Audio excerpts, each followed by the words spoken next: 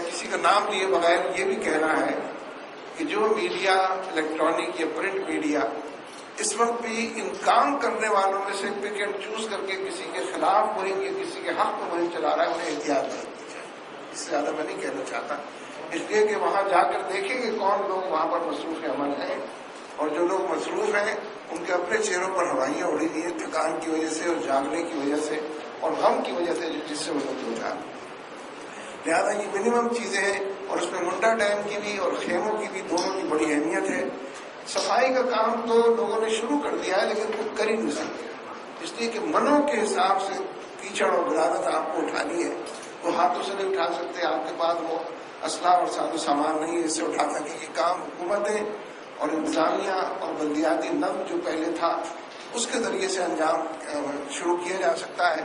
لیکن یہ حقیقت ہے کہ صوبہ سرحد کے حوالے سے تو آئی ڈی پیز کا مسئلہ ابھی پوری طرح ختم نہیں ہوا ہے، اور بعض علاقوں میں جہاں اس وقت صورتحال بہتر ہوئی ہے وہاں زلزلے کا معاملہ بھی لوگ کہتے ہیں کہ ہم سے وعدے کیے گئے تھے، آج تک کوئی وعدے پورے نہیں ہوئے. اس لیے آج بھی حکومتیں جو کمٹمنٹس کر رہی ہیں، جو بلند بانگ دعوے کر رہی ہیں، انہیں یہ احتیاط برتنی چاہیے کہ لوگ پچھلے وعدوں کے حوالے سے ان پر اب ٹرسٹ کرنے کو تیار نہیں ہے. میں اس موقع سے فائدہ اٹھاتے ہوئے پورے ملک کے لوگوں سے بالعموم اور جماعت اسلامی اور الخدمت فاؤنڈیشن اور اسلامک میڈیکل ایسوسی ایشن بالخصوص کہنا چاہتا ہوں کہ سب کچھ کے باوجود انہیں فیلڈ میں رہنا چاہیے، دن رات کام کرنا چاہیے. جو فنڈ ریزنگ وہ کر رہے ہیں، عوام بڑے پیمانے پر تعاون کرنے کے لیے تیار ہے، وہ کر رہے ہیں. یعنی ہمارے پشاور شہر کے اندر ان کی یہ ٹریڈیشن نہیں تھی کبھی، جھولی مہم کے اندر دیکھتے دیکھتے لوگوں نے 60 لاکھ روپے دیے ہیں. اس کا مطلب ہے لوگ بڑے پیمانے پر دینے کے لیے تیار ہیں، اعتماد کرتے ہیں اور جو کچھ کر سکتے ہیں وہ کرنے کو تیار ہیں. اس لیے میں اپنے کارکنوں سے بھی اپیل کرتا ہوں کہ اپنے کام کو دن دونا اور رات چوگنا بڑھائیں. اور فی الحقیقت یہ جہاں سیلاب آیا ہے ان کی آزمائش نہیں ہے، جہاں سیلاب نہیں آیا ہے ان کی آزمائش ہے، میری اور آپ کی آزمائش ہے کہ ہم سے یہ پوچھا جانا ہے کہ تم نے اپنے بھائیوں کی کتنی مدد کی، اور مصیبت زدہ لوگوں کے سر سے مصیبت کی چادر اٹھانے کے لیے تم نے کیا کام کیا، اور مظلوم لوگوں کی داد رسی کے لیے اور غمزدہ لوگوں کے غم کو بٹانے اور ہلکا کرنے کے لیے میں نے کیا کام کیا. اس لیے میں اپنے کارکنوں سے بالخصوص یہ بات کہنا چاہتا ہوں کہ بڑے پیمانے پر فنڈ ریزنگ بھی کریں، فوری طور پر مرکز بھیجیں تاکہ وہاں پر بھیجا جا سکے. ڈاکٹروں کی ٹیموں کے اندر بھی اضافہ کیا جائے، اور دواؤں کے حوالے سے یہ بات فیڈ کی جاتی رہے کہ کون سی دواؤں کی زیادہ ضرورت ہے تاکہ مطلوبہ دوائیں حاصل ہو سکیں اور کام کو آگے بڑھایا جا سکے. بہت شکریہ.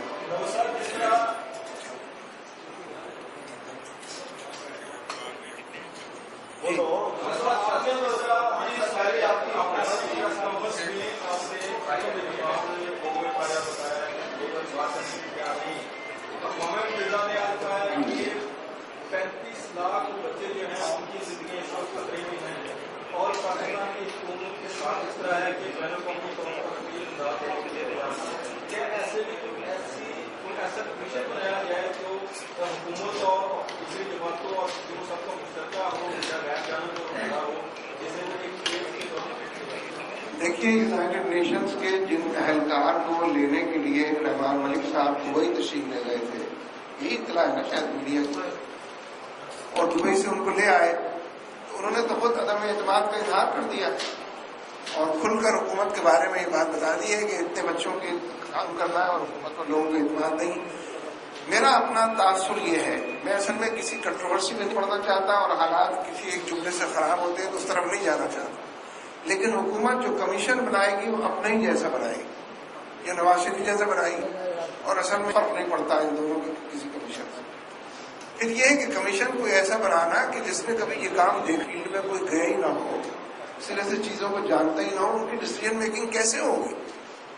اس فیلڈ کو جانتے ہیں جنہوں نے زلزلہ آنکھوں سے دیکھا ہے، جنہوں نے ہفتوں مہینوں گزارے ہیں، جنہوں نے IDPs کی خدمت کی ہے، جو مہینوں تک وہ معاملہ مہم تھا، جو آج وہاں سرے سے گئے نہیں ہیں. یعنی حقیقت یہ ہے کہ ہم نے کارکنوں سے بہت کچھ سنا ہوا، لیکن جانے کے بعد جو دیکھا ہے وہ تو نہیں سنا تھا. اس لیے جن لوگوں نے سب کچھ دیکھا نہ ہو وہ کمیشن میں نہیں سمجھتا کوئی خدمت کر سکے گا. لیکن میں ڈسکریج نہیں کرنا چاہتا، اگر وہ بناتے ہیں تو بنائیں، اگر وہ ڈیلیور کر سکتا ہے تو ہم بھی ساتھ دینے کو تیار ہیں، ہر تعاون کے لیے تیار ہیں، اس لیے کہ کلیمٹی بہت بڑی ہے اور یہ آج ان کے ساتھ ہے. آپ کا کیا خیال ہے؟ اور آپ محفوظ بیٹھے ہیں یہاں، کچھ بھی ہو سکتا ہے، کسی بھی وقت ہو سکتا ہے، کسی کے ساتھ بھی ہو سکتا ہے. لہٰذا اس لمحے سے ڈرتے ہوئے بھی اس کلیمٹی کو دور کرنے، اس کیٹاسٹروف کے اندر لوگوں کی مدد کرنے کے لیے جو کام کیا جانا چاہیے اس میں تعاون کے لیے تیار.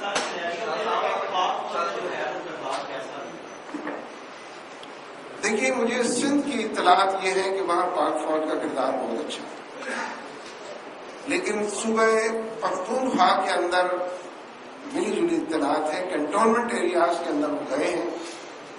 اگر نوشہرے کی بات ہے، نوشہرہ کے کینٹ ایریا کے اندر وہ گئے ہیں، نوشہرہ کرب کے اندر وہ نہیں گئے.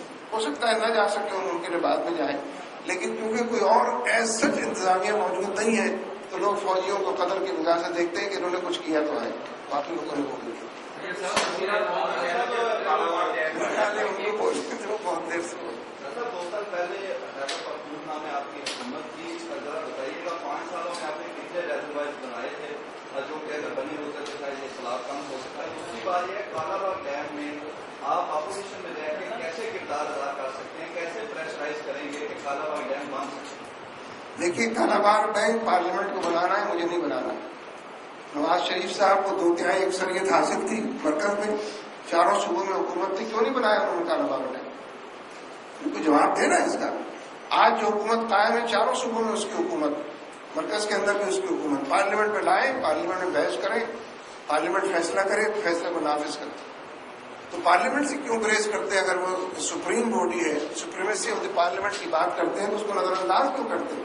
اس کو لوگوں نے پولیٹیکل ایشو بنا دیا ہے. پولیٹیکلی کوشچننگ اس کے اوپر ہوتی ہے، اسی طریقے کے جوابات ہوتے ہیں، اور ملک کے اندر سارے ڈیکوریشن پیسز کے طور پر وہ کانسٹیٹیوشنل انسٹیٹیوشن موجود ہے، اس سے مدد لینی چاہیے. ابھی آپ نے ایک سوال کیا ہے کہ سندھ میں پاک فوج کا کردار بہت اچھا ہے، یہ آپ نے بالکل ہی کہا. اور خیبر پختونخوا میں کچھ کیا اس میں وضاحت بتا سکتے ہیں کہ فوج میں بھی کوئی ایسا گروپ ہے جو خیبر پختونخوا کو اچھا نہیں سمجھتا اور سندھ کو اچھا سمجھتا ہے؟ میرا خیال ہے یہ تعصب درست نہیں ہے. یعنی یہ جو سندھ کی میں نے آپ کو اطلاع دی ہے، رات تاخیر تک میں دیر تک میری بات سندھ میں ہوتی رہی ہے. آپ کو معلوم ہے جب 100% خالی ہو گیا ہے، یہ اطلاع انہیں فوج نے دی اور فوج نے کہا کہ آپ چھوڑ جائیں، اس پورے شہر کو خالی کر دیں. سول انتظامیہ نے، سول حکومت نے نہیں دی، نمبر 1. نمبر 2 یہ کہ وہاں بہت بڑی ٹسل جو ہے وہ وڈیروں کی زمینیں بچانے کی ٹسل. حالانکہ خورشید شاہ وڈیرے نہیں، کامن مین ہے، کامن مین سے ہی بڑے ہو کر وزیر بن کر پھر جو کچھ بنے وہ بھی بن گئے ہوں گے. لیکن وڈیرا تو ایک رویے کا نام ہے. آپ پھاڑ میں جائیں، آپ کی جان جائے، میری زمین بچنی چاہیے. دس از وڈیرا شاہی. تو یہ جو وڈیرا شاہی بڑے پیمانے پر ہے، اس نے وہاں کی پوری اسٹریٹجی کو بدل دیا ہے اور اس کے نتیجے میں ایسے پشتے بھی توڑے گئے ہیں جن کو نہیں توڑنا چاہیے، لیکن وہ پھر ہر وڈیرے نے توڑے. میں نے اپنی زمین بچا کے پشتہ توڑ دیا، آپ کی زمین میں پانی گیا، پھر آپ نے اس کو کچھ اور پشتہ توڑ دیا. اس کے نتیجے میں جیکوباد کا شہر اور شکارپور عورتوں اور بچوں سے خالی ہو چکا ہے.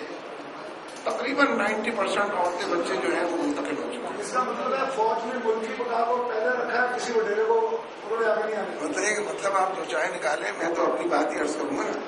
البتہ صوبہ پختونخوا میں ہمارا تاثر یہ ہے، جو لوگوں سے گفتگو ہوتی رہی، کہ کوئی سول حکومت نے کسی طرح کی ان سے ہیلپ نہیں چاہی.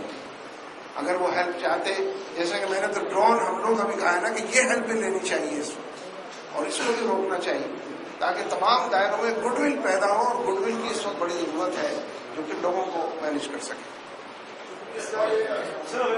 آپ نے بھی کہا خیبر پختونخوا میں کوئی بات نہیں چاہیے، یہ وجہ کیا ہے؟